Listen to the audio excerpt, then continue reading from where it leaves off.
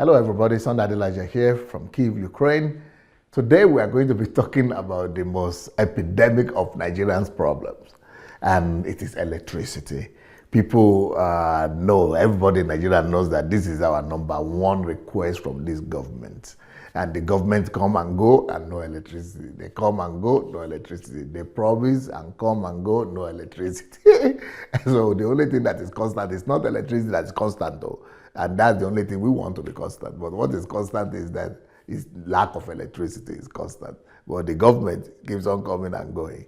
So today I'm talking about electricity, what Nigeria must learn from Mauritius and Seychelles. Now, why Mauritius and Seychelles? Because they are the smallest countries in Africa. They are the smallest, tiniest, because we boast ourselves as the giant of Africa, right?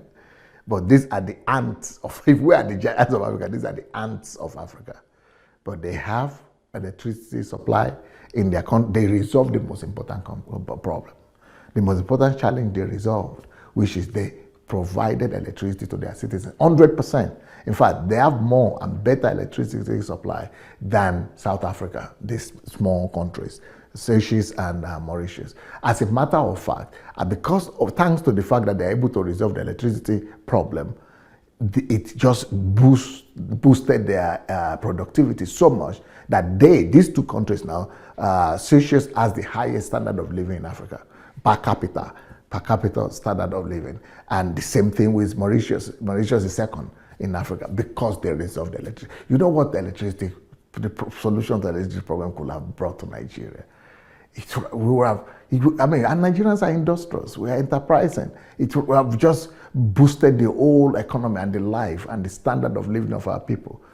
But as long as we are boasting ourselves that we are giants, we are this and that, let's humble ourselves. Let's humble ourselves and go to the ants. Because that's what the Bible says, go to the ants and learn from the ants. We need to go to the ants of this world, to the ant nations of this world and learn. Now, but I would not be in support of what the new Minister of Power, what his position is.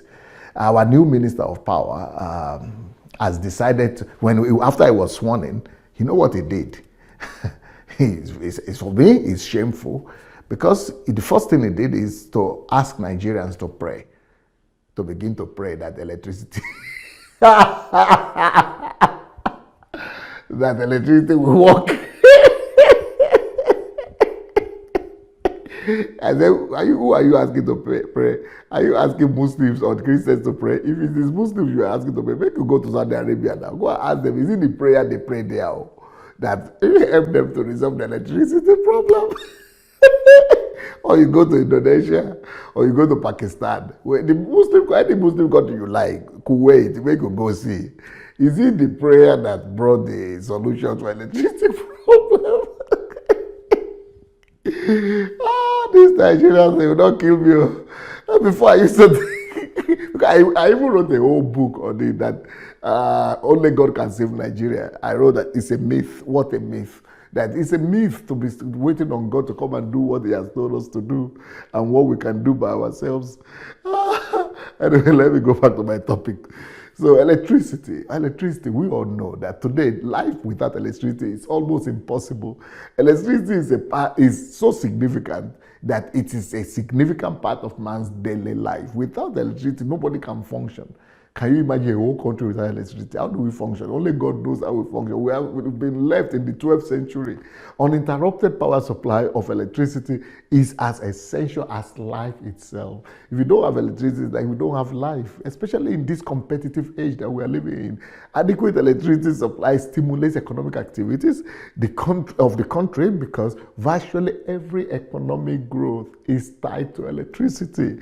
So how can we just be dreaming that we are going to become a country, a civilized country, developed country, or top 20 without electricity? It's a dream. Many economic activities of human endeavors right now involves and revolves around only the use of electricity. And without electricity, you can't do anything. Everything is paralyzed by electricity. Even industries cannot function. Most of the activities of industries are carried out by electricity. Industrial life is basically anchored on electricity. So if you don't have electricity, no industry, no manufacturing, no development. Electricity plays important role from production to distribution of goods, everywhere, anything, even to the storage of goods is electricity. And without electricity, we don't have a country. I don't know if it is the only problem this government can resolve, any government can resolve for Nigeria, we will say thank you.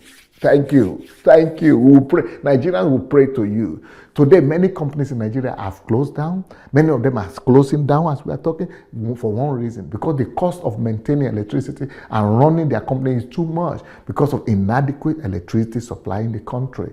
A lot of companies have moved from Nigeria to other countries just because there is no electricity. Even, Nigerians like to enjoy their lives. They like partying, they like owambe, they like enjoying life, but even social activities cannot even function properly without electricity. So without an enhanced use of electricity, we cannot even party very well. We cannot even enjoy ourselves.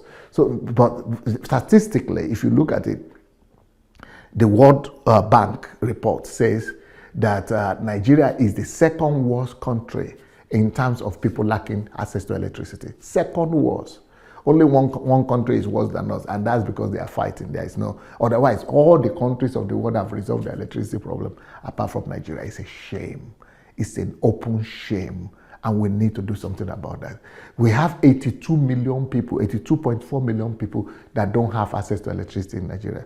Only India has 300 million people, has more people who don't have electricity than Nigeria.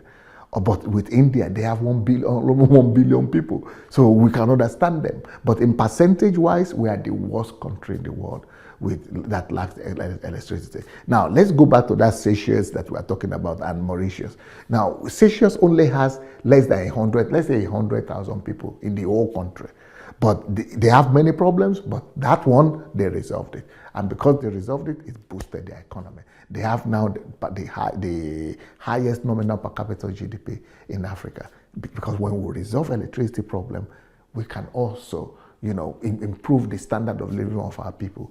We can improve our productivity. We can improve our manufacturing industry. Mauritius, the other country, also, they got their acts right. They knew what is most important. They resolved the electricity problem. And now they also have one of the highest standard of living in the world. Their electricity supply is better than South Africa. They are the highest they satisfy electricity covered countries in the world. In Nigeria, in Africa, these two countries. And now compare that to their GDP. The GDP of Mauritius is like 22,000 per capita, $22,000, almost $23,000 per capita, while Nigeria is 4,000. See the difference. It's a disgrace. And that is just the second highest in Africa, because the first highest is Seychelles, which is even higher also. So we need to do something about electricity. If we want to improve the life of our people, let's talking about raw materials and the oil and everything that we don't have anything. If we don't have electricity, we don't have anything. If we call ourselves giant of Africa, let's resolve this problem. Let's go to the ants of Seychelles and learn from them. Let's go to the ants of Mauritius and learn from them. And of course, talking about the minister that I mentioned, our minister for power, or of power, whatever you call it. I think his name is Saleh Maman. Let me talk to him. Mr. Saleh Maman, please take a trip. Form a team of people. Form a committee.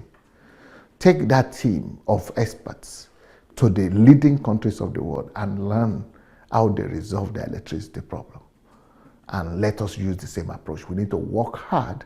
Yes, we know that God, we need God's blessings. But when we work hard, God blesses automatically. God has created the world in such a way that when you do your own part, God does his own part. Don't worry. You don't pray for him to send the sun now. You don't pray for him to send the moon. But when it comes to electricity, it is our own part that is lacking. Once we do our own part, you will see that God is ready a long time for the love of God, church and nation. Peace. Sunday Adelaja here. If you believe in nation building principles, please like this video, share it with your friends, and let's change our nations together.